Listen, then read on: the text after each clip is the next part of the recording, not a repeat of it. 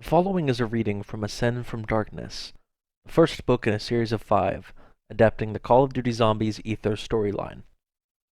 If you would like to read the entirety of the book, follow the links in the description. The cover artwork was provided by Grimstein. Check the description for a link to her Twitter. Prologue. Nacht. An abandoned airfield. Sergeant John Rain. June 4th, 1945. Status! Unbroken silence within utter blackness. Damn it! Is anyone out there? I can't see a damn thing! Sergeant Rain felt around inside the dark cockpit, searching for any recognizable element of the plane's interior to orient himself.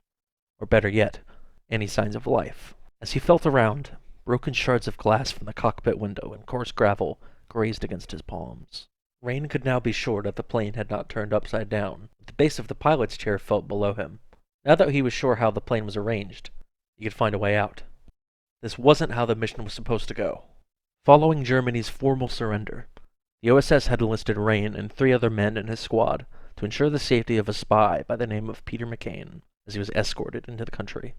Their primary objective was ensuring McCain infiltrated Group 935, a scientific research organization partnered with the Germans during the war. They flew under the cover of night to avoid arousing any suspicion about Agent McCain.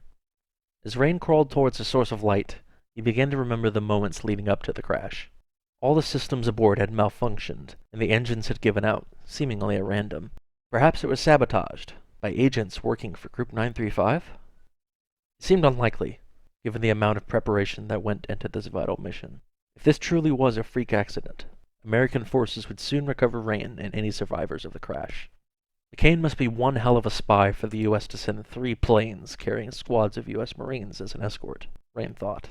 During the war, Group 935 had aligned with Nazi Germany, and they may have been responsible for numerous war crimes committed within that partnership. With an American spy on the inside, they can be exposed for who they truly are, and their research can be put to greater use. At least, that's what Rain was told.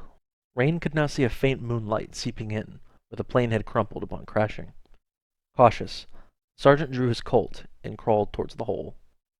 His ankle had been badly twisted after being tossed about in the plane. He eyed the foggy landscape through the breach in the fuselage. No one in sight. He waited a few more moments for any signs of life. Radio silence.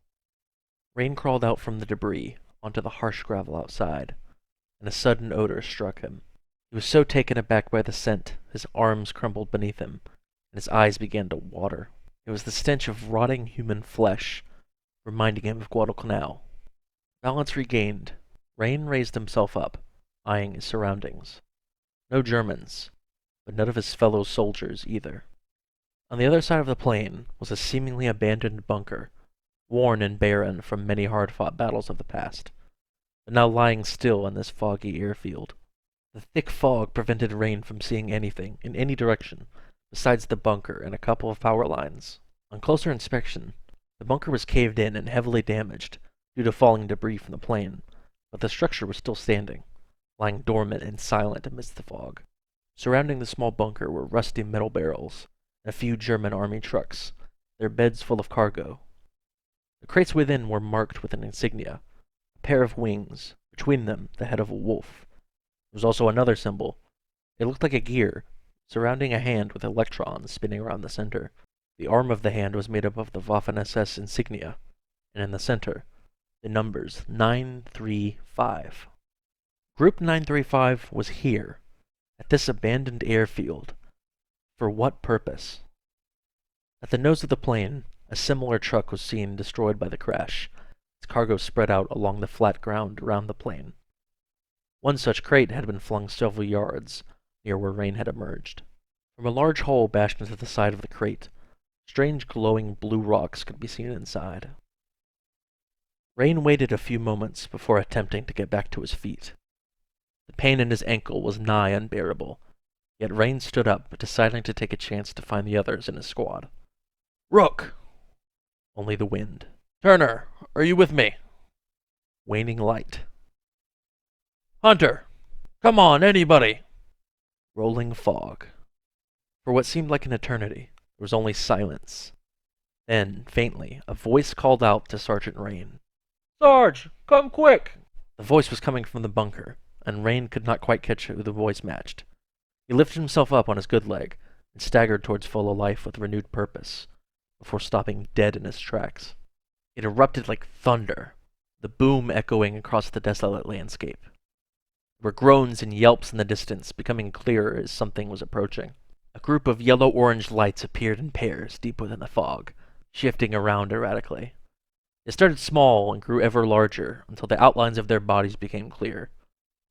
Several dozen, around the size of grown men, with piercing orange eyes and a hellish moan, stumbled across the field towards Rain.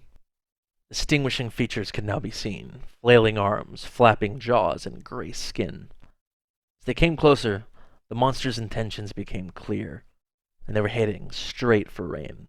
Rain dove into the plain to find a gun with more ammunition for the ambush, but the shambling bodies had transitioned into a full sprint, shoving each other away to try and reach his position.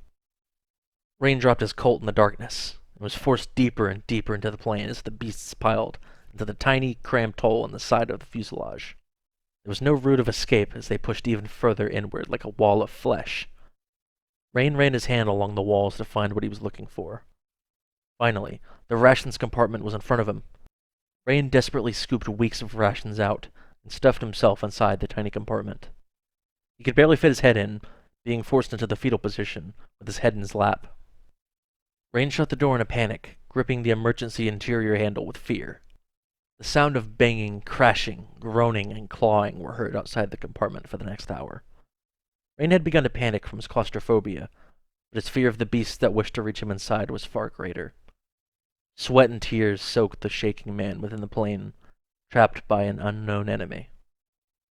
From within his prison, the soldier heard the faint sounds of gunfire outside. Surely that was his squad mates coming to his rescue. They would kill the things outside, and finally this hell would be over. The banging and screaming continued. Sergeant Rain stayed within the plane's ration compartment only a few days before finding peace in death. He had water on his person, which lasted a short time, but the rations, only a few feet away from him, were beneath the boots of the monsters. No one came back for Rain, and his squad's screams of terror were heard by no one else but the undead.